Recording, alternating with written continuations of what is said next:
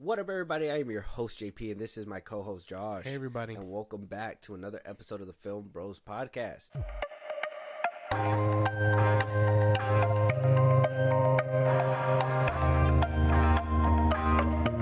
Okay, guys, so I know you guys see the title. We are doing something different. We are not only going to be focusing on our collabs this year. We're not only going to focus on the big movies that are coming out this year. Special shout out to everybody who is going to be having those collaborations with us. We see y'all. Hopefully you see us. Shout out to the supporters out there. Thank you so much for those on Twitter who are interacting with us, those on Instagram interacting with us, everybody who, help support our channel. We like to throw ourselves out that way as well. We are also going to be doing on this podcast, we're going to shine a light a little bit on smaller filmmakers as well as the big filmmakers, because those smaller filmmakers are eventually going to get to those big filmmaker status. Yeah. I like us to sharpen our skills, and not only sharpen our critiquing skills and what we see in films, but also, help those who seek opinions on how to improve their own film. Because I mean, these big businesses, they get the whole world telling them, while these smaller filmmakers, they got to figure it out step by step on their own. They might have a few conversations with somebody, but ultimately it's going to be all on their own. So exactly, it's just really nice to highlight the smaller people too, because eventually they'll get there. Exactly. If all things work out for them, and we like to be part of the journey. Exactly. So with that being said, Josh, let them know what film we are reviewing today. A short film called Lizzie-Head came out 2023. Okay, so why pick me? Well, you're good looking. Ah. And you seem funny and you put up that. Well, do you want to come back to mine then? What? Already? I'm not really like other girls. You can't come in here at the moment. Why? It's been decorated. It's a real mess. Proper fucking shithole. Okay, so it says here you need to visualize your desired result upon orgasm. Do you think you can do that? Lizzie-Head, directed by M.W. Daniels. He does have an IMDb. I'm gonna read off his IMDb just so we can shine a light on his other films. I looked on YouTube.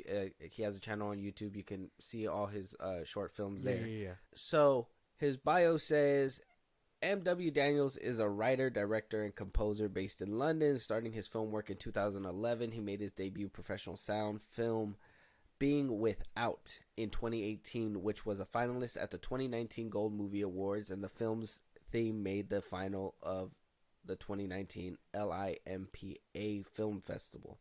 His other films include The Affliction Table, Emily's Hand, House of Lexi, The Mind of Julianne, Everyone Laugh at Leanne, The Other Soul to Evie, October Loner, and Keely. Also, the one we're doing today, Lizzie-Head, is his new comedy drama film, which has already won 3 awards. His film work covers comedy drama, psychological horror, and dark drama. Lizzie-Head won the Jury Award at the International Film Awards in LA. It then went on to win the Best Comedy at the Best International Film Festival, and it won Best Short Film at the European Arts Festival. The film also made the 2023 final of the Cannes monthly competition. The film is currently receiving great reviews.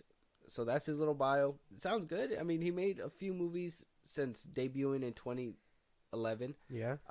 Got a few awards. I know Lizzie-Head wound up winning a few awards. Those were just like the basic. So what do you think about his bio, Josh, and his awards that come with it? Sounds like he's coming up really well, especially if he has awards already under his belt and he's been making hella movies since 2018. He's grinding. It's insane. To have a short film come out, because they don't take a lot of time. It's mostly I think you probably spend more time in the editing room, if anything. But the fact that he's able to just put them out like that is insane. Yeah, good to him, and the awards that he's won too. I can imagine those festivals are crazy as hell to get into, let alone win or be nominated for top 3 or anything like that. Exactly, with all the competition that's out there, all these filmmakers that want to get to that spot. Exactly, it's really good. Good on him.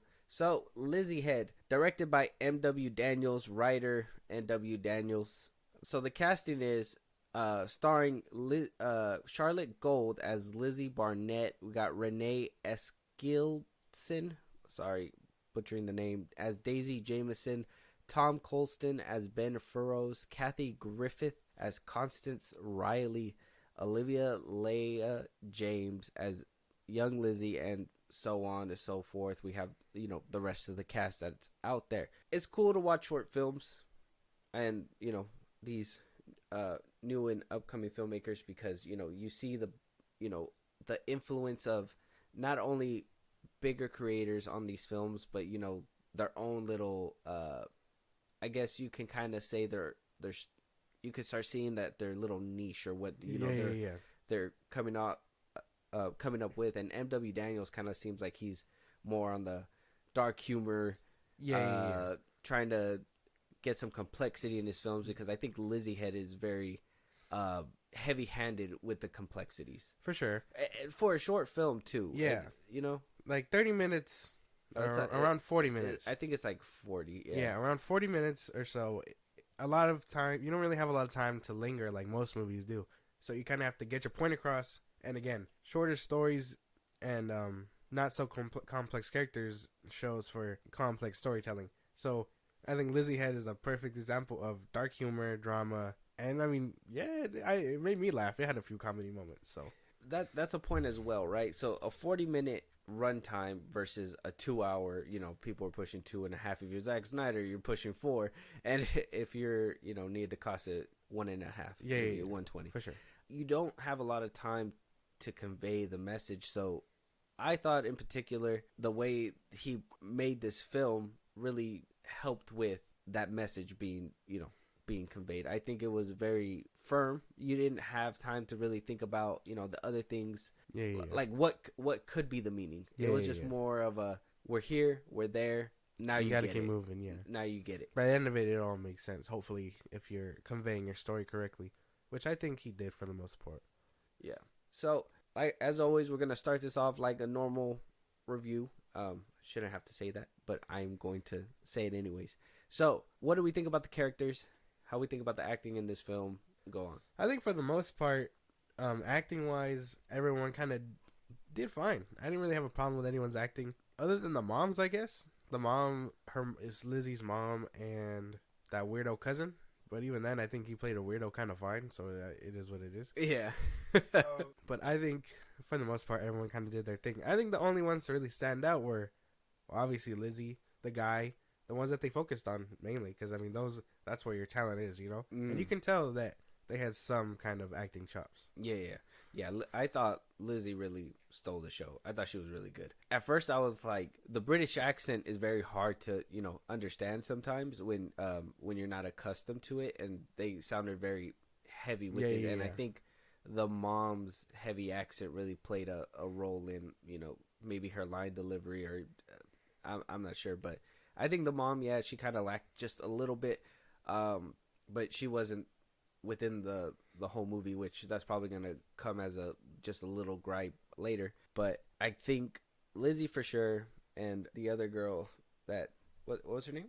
It was Lizzie. The three main. It was Lizzie, the boyfriend, and the chick that she ends, her friend basically, or her cousin, her friend. So her friend. Lizzie, Daisy, and Ben. Yes. So Ben is the love interest.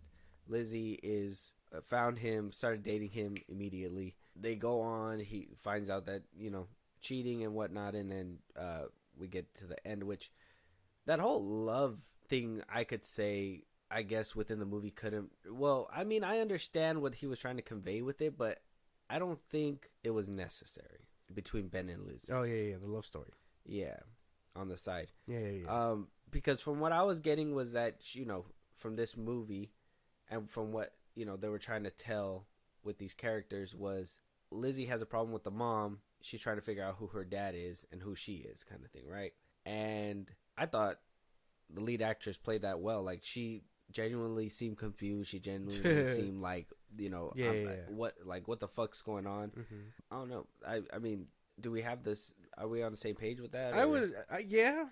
I mean, the love interest made no sense, and I know eventually. I mean, she kind of dumps him or whatever because he walks in on her doing her job. But for the most part, yeah, I thought once that was it. because he was cheating and the friend came in. Well, yeah, well, yeah, but I mean, And the whole job thing. yeah, the job thing, and then that led to But for the most part, I didn't really fuck with that story either. I thought it was a lot of flinging, a lot of come and go, and then eventually she was just gonna cut him loose. And I mean, that's kind of what happened. But at the same time, they drug it out a little bit too long. Like that scene where the conflict is, and she's like, "Oh, you kind of fucked up my job," which I mean, spoilers for the movie, but he walks in on her doing her job and stuff, fucks everything up.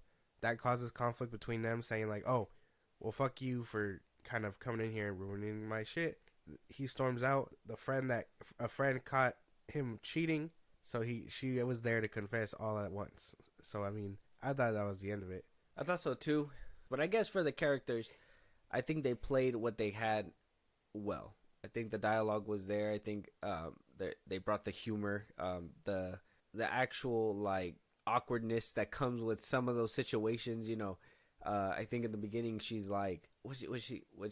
Oh, they barely sit down for dinner for their first date, and she's like, "I like you. You want to go fuck?" And he was just like, "Wait, what?" It's never been that easy before. Yeah, and like that was just super quick. So that I think the characters played as to a T what they had, but we'll go down the gripes just a little bit down the road. Cinematography. I think the director M.W. Daniels. I think he did a really good job with the cinematography. I think the editing was done really well too. I would say I think that there was just one thing with like the music at one point, and that was about it. And then I will say the shaky cam got a little too much. And I don't know if that was just because I mean it mostly happened in certain scenes where like the camera was moving closer or walking away from them. But I would think the shaky cam was just a little too aggressive with some. I think for the most part he had it right, because even one of the scenes where it's supposed to be her walking up the stairs or whatever, kind of like Michael Myers. It reminded me of that, where it was just like, okay, it managed to work. I think he didn't really have much of a problem with scenery or editing or camera work. It was more, I think it was just small scenes like that kind of boosted it. I do say I think there was a problem with lighting for the most part. Oh yeah. It'd be bright and then it'd be dark and then it'd be bright again, and you're just like, well, that doesn't really work. Yeah, I think that only happened in the scenes where they were like kind of outside, and I don't know if obviously it was kind of hard to control the weather. He can't control the weather, Jackie. Damn. Yeah. So I get that too. So I can see that, and I could like I said, the shaking cam was just a little too much. I think the scene where they're when she's walking in that driveway when she leaves the party, like when she's walking away, like he's just. Like the camera's just like moving side to side, and I'm just. I don't know if that's just because of like terrain, basically. Yeah, that's what I was thinking too. I was like, did he not have like a tripod to hold it still or something? Some people have the little vest thing, Yeah, flesh out a bit for your camera work. Exactly. Yeah, but everything else was done perfect. I think there's just a little too much aggressive shaky cam, and the lighting too, and that's about it. I think the editing was done really well though. Yeah, there was one scene. Very well. There was one scene that I thought it was perfect, and I think it was like it cut off and then all you hear is Lizzie's voice and then it shows her with the phone. I was like, he should have done more like that one, because there were some of them where they, he edited, he cut, but like it would just start a new scene just like regular.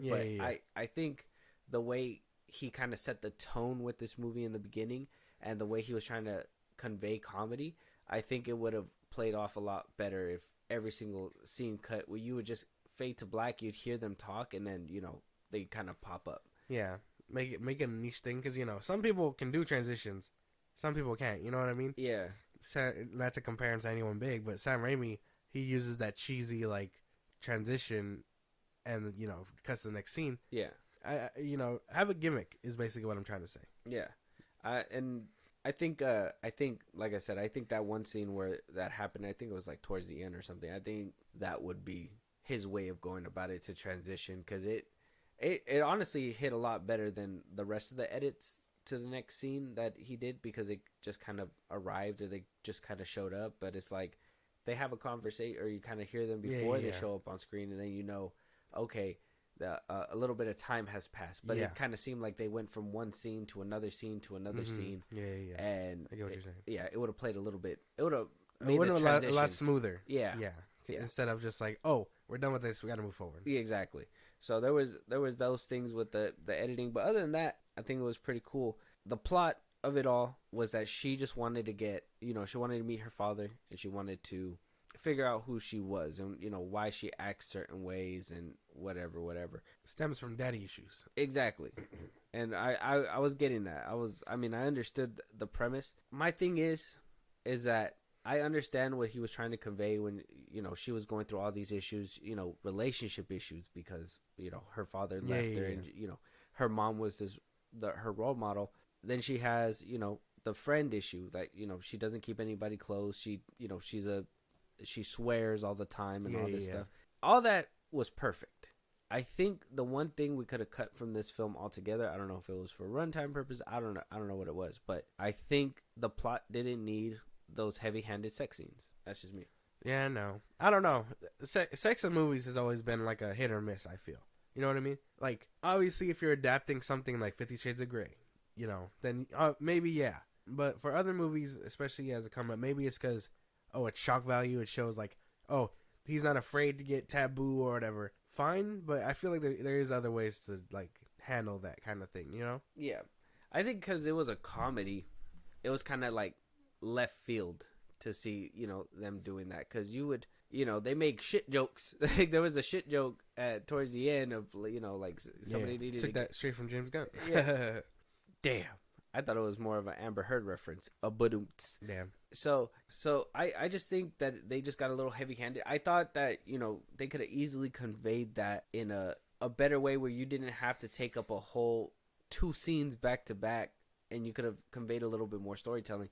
Because for me, if the plot was, her and her mom have friction and she's trying to figure out who her dad was, we should have seen more of the mom than the struggles that she's going through, because that was easily conveyed. I knew that she was having those issues because she couldn't create any attachments. If they would have had a revolving door of boyfriends too, and then maybe a scene where she meets them, moves on, meets them, moves on, blah blah blah, whatever. They obviously do the deed, she moves on to the next guy. Like, it would have made, I would have felt like it would have added more time to flesh out the mom and the daughter's relationship, because we're supposed to know they have friction and that this is the woman that traumatized her, but that we didn't really get too much of that. Basically, the kinds of things that would have elevated it were misplaced in order for these taboo scenes. And while again I can appreciate them, it's just unnecessary. I think it was just a lot of, like, probably for shock value, because a film festival will see this and be like, oh, what the fuck? That's so taboo. Like, we'd never expect this kind of thing in any of these movies or whatever, Yeah. So I think that's probably why. Shock value. It probably was for shock value.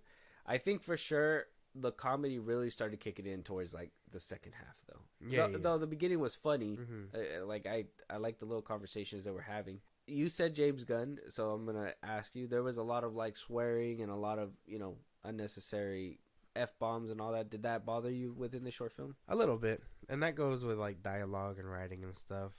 There has to be other ways to convey the way someone talks. It has to be a little bit more sophisticated.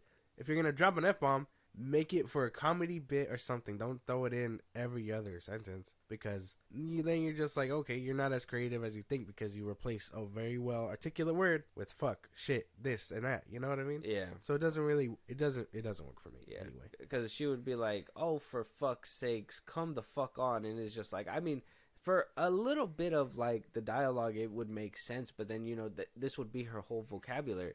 And I know that this was this is where where, like, some things were heavy-handed and then some things were light-handed. If you would have just been like, if you would have just kept all those vulgarities, we would have understood that this is normal to her. It did away with the sex scenes.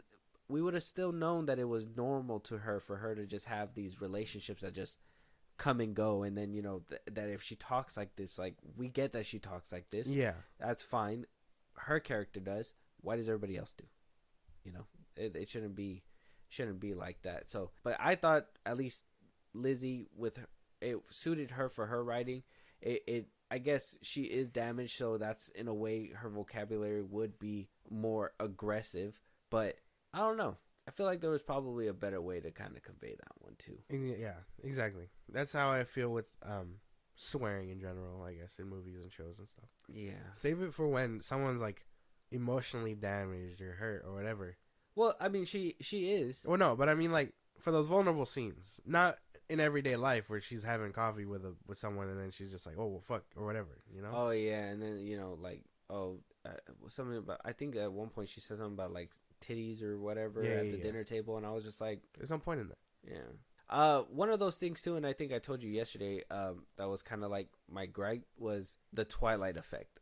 The giving us a scene that we don't know goes into this dream sequence of her daydreaming, and then we just kind of snap back to the other scene of where she was at, and then it goes a totally different direction. Mm-hmm.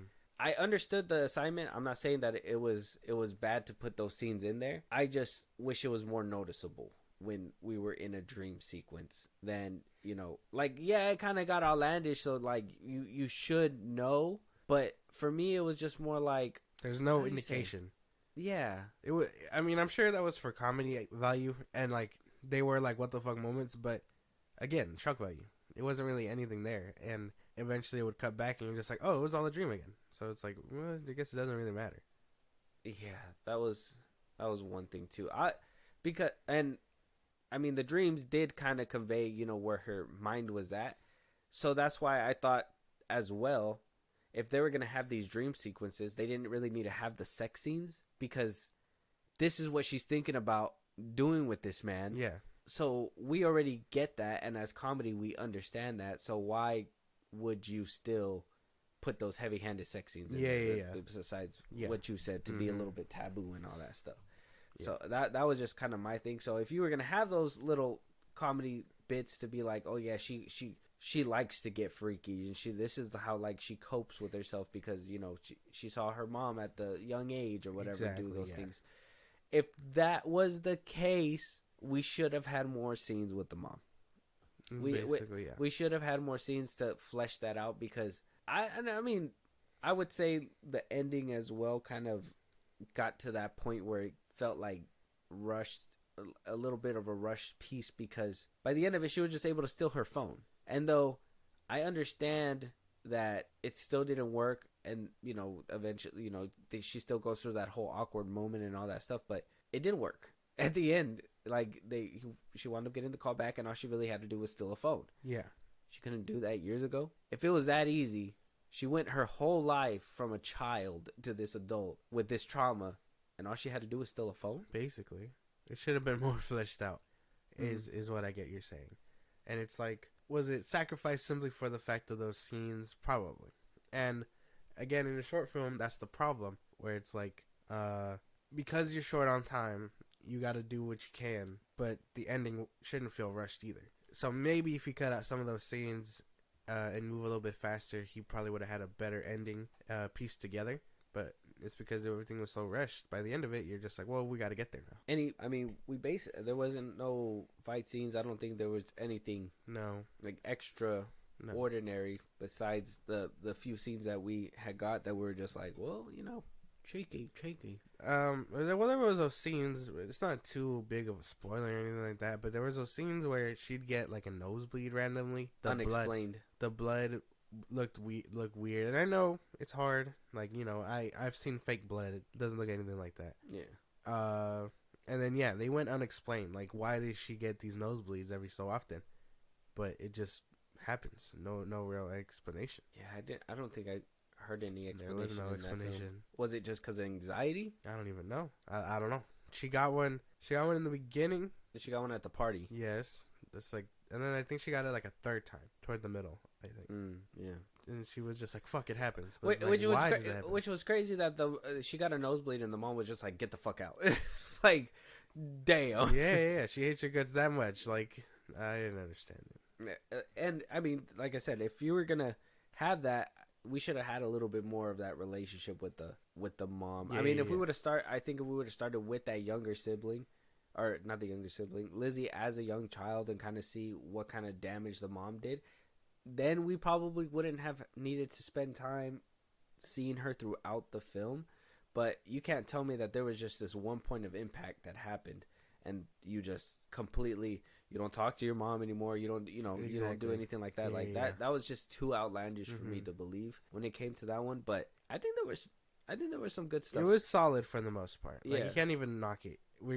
You can only give notes upon what was shown, because I mean, it's not a $1 billion film either. Yeah, that's true. I mean, any other gripes besides that? I think that was pretty much everything. I think. Yeah. Not much else.